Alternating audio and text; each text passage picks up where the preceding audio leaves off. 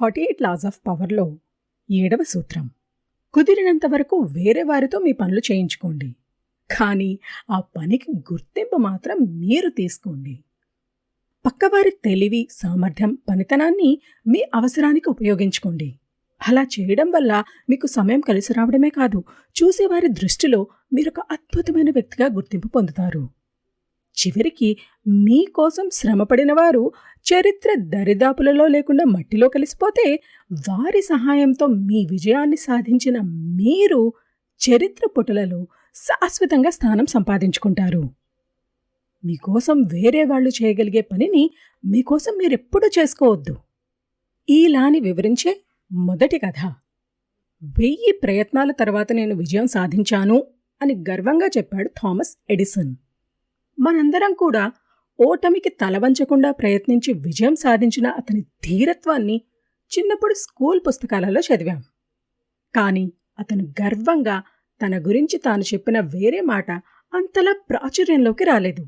అదేంటో తెలుసా? డబ్బు విషయంలోనూ వ్యాపారంలోనూ అందరూ దొంగిలిస్తారు, మోసం చేస్తారు. నాకు నేనే ఎంతోమంది నుండి దొంగిలించాను, కాకపోతే నాకు ఎలా దొంగిలించాలో తెలుసు, అందుకనే నన్నెవరూ పట్టుకోలేదు. ఇది ఎడిసన్ గర్వంగా తన గురించి తాను చెప్పిన మాట. అండ్ అది నిజం కూడా.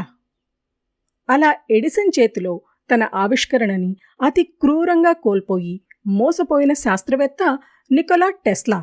టెస్లా సెర్బియాకి చెందిన అతి తెలివైన శాస్త్రవేత్త. ఎన్నో అద్భుతమైన ఆవిష్కరణలు చేసినా తన ప్రాణం పోయే వరకు గుర్తింపు కోసం అల్లాడుతూ, తన కొత్త ఆవిష్కరణలకు పెట్టుబడుల కోసం కాళ్ళు అరిగేలా తిరుగుతూ కటిక పేదరికంతో చనిపోయిన తెలివైన అమాయకుడు. 1883లో టెస్లా యూరప్లో ఎడిసన్కి సంబంధించిన కంపెనీలో ఎలక్ట్రిక్ ఇంజనీర్గా పనిచేసేవాడు. అతని సామర్థ్యాన్ని గుర్తించిన ఆ ప్లాంట్ మేనేజర్, నీ తెలివికి నువ్వు ఇక్కడ కాదు, అమెరికాలో ఉంటే డబ్బు, హోదా రెండూ పుష్కలంగా సంపాదించవచ్చు అని చెప్పి టెస్లాను అమెరికాలో ఉన్న ఎడిసన్ దగ్గరకు పంపించాడు. టెస్లా ఎడిసన్ దగ్గరికి చేరే సమయానికి ఎడిసన్ డైనమోస్ అనే డీసీ కరెంట్తో నడిచే ఒక జనరేటర్ని కనిపెట్టే పనిలో ఉన్నాడు. టెస్లాని ఇంటర్వ్యూ చేసిన ఎడిసన్ అతన్ని వెంటనే ఉద్యోగంలోకి తీసుకుని తాను ఆవిష్కరించడానికి ప్రయత్నిస్తున్న జనరేటర్ గురించి టెస్లాకి చెప్పాడు. ఆ జనరేటర్ని పూర్తిగా ఎటువంటి సమస్యలు లేని విధంగా సృష్టించడానికి కొన్నేళ్లు పడుతుంది అని గుర్తించిన ఎడిసన్, ఈ జనరేటర్ని నాకు నచ్చినట్టు పూర్తి చేస్తే గనుక నీకు నేను 50,000 ఇస్తాను అని చెప్పాడు టెస్లాకి. పాపం టెస్లా పగలు రాత్రే కష్టపడ్డాడు. రోజుకు 18 గంటల పాటు పనిచేసి ఏడాది తిరిగేలోపు ఎడిసన్ కోరుకున్న దానికంటే, అనుకున్న దానికంటే బెటర్ జనరేటర్ని సృష్టించి అతను ముందు పెట్టి, నువ్విస్తాను అన్న 50,000 ఇవ్వమని అడిగాడు టెస్లా. దానికి ఎడిసన్ ఏమన్నాడో తెలుసా?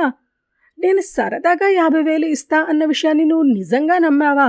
నీకింకా అమెరికా కామెడీ వంటపట్టలేదబ్బా అని అతని జీతం కొంచెం పెంచి చేతులు దులుపుకున్నాడు. అలా అతి చిన్న మొత్తం ఇచ్చి టెస్లా ఆవిష్కరణని, అతని పనిని, దాని ద్వారా వచ్చిన లాభాలను పూర్తిగా దొంగిలిచ్చేశాడు ఎడిసన్. అంతేకాదు, ఆ తర్వాత టెస్లాకి తనకి మధ్య విభేదాలు మొదలయ్యాక టెస్లాని, అతని ఐడియాలని ఎప్పటికప్పుడు మార్కెట్లోకి రానివ్వకుండా అడ్డుపడుతూ టెస్లా ఉన్నతిని అడుగడుగున ఆపేయడానికి అహర్నిశలు ప్రయత్నించాడు ఎడిసన్. ఎడిసన్తో గొడవపడి బయటకు వచ్చిన టెస్లా వెస్టింగ్ హౌస్ అనే కంపెనీలో పనిచేయడం మొదలుపెట్టాడు. ఆ కంపెనీ అతనితో ఒప్పందం చేసుకుంది. అతను కనిపెట్టిన ప్రతి వస్తువుకు అతనికి తగిన ఫలితం, గుర్తింపు మరియు లాభాలలో సరైన భాగం ముట్టచెబుతాము అని. వారు కోరుకున్నట్టే టెస్లా ఏసీ కరెంట్ సిస్టమ్ని సృష్టించాడు. ఈ రోజుకి మన ఇంట్లో వచ్చే కరెంట్కి టెస్లా సృష్టించిన ఏసీ కరెంట్ సిస్టమే మూలం. ఆ సిస్టాన్నే ఈ రోజుకి ప్రపంచం మొత్తం వాడుతుంది అంటే ఒక్క నిమిషం ఆలోచించండి. టెస్లా ఆవిష్కరణ ఎంత గొప్పదో, అతని ఆవిష్కరణ ఎంత విలువైందో. కాకపోతే అతను పేటెంట్ హక్కుల కోసం అప్లై చేసినప్పుడు వేరే శాస్త్రవేత్తలు సైతం గుర్తింపు కోసం గొడవలకు దిగడంతో ఆ గొడవలలో అతని పేరు, అతనికి రావాల్సిన గుర్తింపు మూలనపడి ఏసీ కరెంట్ సిస్టమ్ సృష్టికర్తలు వెస్టింగ్ హౌస్ సంస్థ అన్న పేరు పడిపోయి గుర్తింపు ఆ సంస్థకు వెళ్ళిపోయింది. ఇవి కొన్ని ఉదాహరణలు మాత్రమే. టెస్లా ఆలోచనలు, ఆవిష్కరణలు, ఎన్నో ఎన్నో కొత్త కొత్త ఆవిష్కరణలకు మూలాలు. అతని భుజాల మీద అతని కష్టాన్ని వాడుకుని అతనికి గుర్తింపు కాని ఆర్థిక లాభం కాని ఇవ్వకుండా తొక్కేసిన వారు ఎందరో. మొదట్లో పని గురించి తప్ప గుర్తింపు లేదా డబ్బు గురించి పెద్దగా పట్టించుకోని టెస్లా వయసు పెరిగే కొద్దీ తన కొత్త ఆవిష్కరణలకు పెట్టుబడి పెట్టేందుకు ఎవరూ ముందుకు రాకపోవడంతో తన దగ్గరున్న డబ్బుతో తన ప్రయోగాలు తాను చేస్తూ తాను సంపాదించిన కొంత ఆస్తిని కూడా కరిగించేసుకున్నాడు. కటిక పేదరికంతో మగ్గిపోతున్నా ఇంకా ఏదో కనిపెట్టాలి, సాధించాలి అన్న తపనతో తనకంటూ గుర్తింపు రాలేదు అనే మనస్తాపంతో చనిపోయాడు టెస్లా. వివరణ: టెస్లా సైన్స్ ప్రపంచంలో మోసం ఉండదు అని నమ్మాడు. తన ఆవిష్కరణలకు సంబంధించిన గుర్తింపు కోసం తాను పోరాడాల్సిన అవసరం లేదు అని అమాయకంగా భావించాడు. శాస్త్రవేత్తల ప్రపంచంలో పనికిమాలిన రాజకీయాలు ఉండవు అనుకున్నాడు. కానీ ప్రపంచంలో ప్రతి వృత్తిలో రాజకీయాలు ఉంటాయి. ప్రతి పనిలో మనుషులు పక్కవారిని తొక్కడానికి, పక్కవారిని ఉపయోగించుకోవడానికి ప్రయత్నిస్తూనే ఉంటారు. ఎడిసన్ టెస్లాకి పూర్తిగా వ్యతిరేకమైన మనస్తత్వం ఉన్న వ్యక్తి. అతనికి వ్యాపారం, రాజకీయాలు వెన్నతో పెట్టిన విద్య. ఏదైనా కనిపెట్టడం ఎంత ముఖ్యమో దానికి గుర్తింపు పొందడం అంతకన్నా అతి ముఖ్యం అని తెలిసిన మనిషి. టెస్లా అన్ని పనులు నేనే చెయ్యాలి అని కళ్ళు కరిగేలా, నడుం విరిగేలా పనిచేసి అలసి సొలసి అల్లాడిపోతే, ఎడిసన్ మాత్రం నాకు రాని పనిని నేను నేర్చుకోవాల్సిన అవసరం లేదు, ఆ పని తెలిసిన వారిని పనిలో పెట్టుకుంటే చాలు అని నమ్మేవాడు. ఆ నమ్మకంతో తన పని భారాన్ని తగ్గించుకుని వ్యాపారంలో, సమాజంలో ఎంతో గొప్ప శాస్త్రవేత్తగా ఎడిసన్ గుర్తింపు పొందితే, అహర్నిశలు కష్టపడుతూ పనిముట్లతో కుస్తీ పడుతూ టెస్లా సమాజంలో ఒక మూలను నిలబడ్డాడు. ఇక్కడ మనం నేర్చుకోవాల్సినవి 2 పాఠాలు. పని చేయడం కన్నా ఆ పనికి గుర్తింపు పొందడం అతి ముఖ్యమైన పని. మీరు పొందాల్సిన గుర్తింపుని వదులుకోకండి. మీ గుర్తింపుని వేరేవారు దొంగిలించకుండా జాగ్రత్త పడండి. జాలి, దయ, మొహమాటం అనేవి లేకుండా మీ పనిని, మీ గుర్తింపుని కాపాడుకోండి. అవసరమైతే మీ పని పూర్తయ్యే వరకు కూడా దాని గురించి ఎవరికీ చెప్పొద్దు, రహస్యంగా ఉంచండి. 2. మీ పని కోసం వేరే వాళ్ళని ఉపయోగించుకోండి. జీవితం చిన్నది. ఆ చిన్న జీవితంలో అన్నీ మీరే చేయాలి అంటే అలసిపోవడం తప్ప సాధించేది ఎక్కువ ఉండదు. కాబట్టి మీ శక్తిని, సమయాన్ని కాపాడుకుంటూ వేరే వారితో పనులు కానిచ్చుకుంటూ గుర్తింపు మీరు సంపాదించుకోండి. ఈ లాని వివరించే 2వ కథ. 14వ శతాబ్దంలో పుట్టిన పీటర్ పాల్ రూబెన్స్ చరిత్రలో నిలిచిపోయిన గొప్ప చిత్రకారులలో ఒకడు. అతను రిటైర్ అవ్వడానికి ముందు అతని పెయింటింగ్స్కి అమాంతం డిమాండ్ పెరిగిపోయింది. మామూలు మనిషి గీయలేనన్ని ఆర్డర్లు వచ్చేవి. పీటర్కి తెలుసు తాను ఒంటరిగా ఆ ఆర్డర్లన్నీ పూర్తి చేయలేను అని. అలాగని వ్యాపారం వదులుకుంటే డబ్బుతో పాటు పేరు కూడా దెబ్బతింటుంది. బాగా ఆలోచించిన పీటర్ ఒక సిస్టమ్ తయారు చేసుకున్నాడు. తన కింద 10ల సంఖ్యలో టాలెంట్ ఉన్న పెయింటర్లను ఉద్యోగంలో పెట్టుకున్నాడు. ఒక్కొక్కరు ఒక్కొక్క స్పెషాలిటీ ఉన్నవారు. ఒకరు బ్యాక్గ్రౌండ్ బాగా పెయింటింగ్ చేయగలిగితే మరొకరు మనుషులను మంచిగా పెయింట్ చేసేవారు. అలా తన స్టూడియోలో ఒకే సమయంలో కొన్ని 100ల చిత్రాలు రెడీ అయ్యేలాగా ఏర్పాటు చేసుకున్నాడు పీటర్.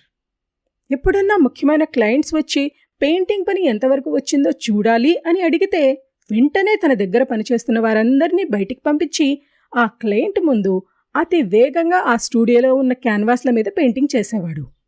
ఆ కొద్ది నిమిషాలు అతను చేసే యాక్టింగ్ని చూసిన క్లయింట్స్ నిజంగానే అతనికి అలుపెరగకుండా పనిచేసి అన్ని పెయింటింగ్స్ స్వయంగా సృష్టిస్తున్నాడు అని నమ్మి అతి ఎక్కువ ధర పెట్టి అతని పెయింటింగ్స్ని కొనేవారు. అలా పీటర్ అతి తక్కువ సమయంలో అత్యంత ఎక్కువ పెయింటింగ్లు వేసే సామర్థ్యం ఉన్న చిత్రకారుడు అన్న గొప్ప పేరు, ధనం 2 సంపాదించుకున్నాడు. వివరణ: వేరే వాళ్లతో పని చేయించుకోవడం నేర్చుకోండి.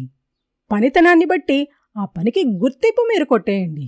అలా చేయడం వల్ల సమాజంలో మీ మీద ఒక రకమైన హీరో అన్న భావన మొదలవుతుంది. అలా కాక మొత్తం మీరే చేయాలి అంటే టెస్లా లాగా అలసిపోతారు తప్పించి ఉపయోగం ఏమీ ఉండదు. మీలో లేని టాలెంట్ ఉన్నవాళ్ళని వెతకండి. కుదిరితే వారికి ఉద్యోగం ఇచ్చి వారు చేసే పనికి మీ పేరు తగిలించి గుర్తింపు మీరు పొందండి. లేదా వేరేలా వారి పనికి మీకు గుర్తింపు వచ్చేలా చూసుకోండి. అడవిలో జంతువులకు ఉన్న సూత్రాలే మనుషుల ప్రపంచానికి కూడా వర్తిస్తాయి. అడవిలో అన్ని జంతువులు వేటాడవు. వేటాడి బ్రతికే జంతువులు కొన్నైతే ఆ వేటాడిన జంతువు నుండి దొంగిలించే హైనాలు, డేగలు మరికొన్ని.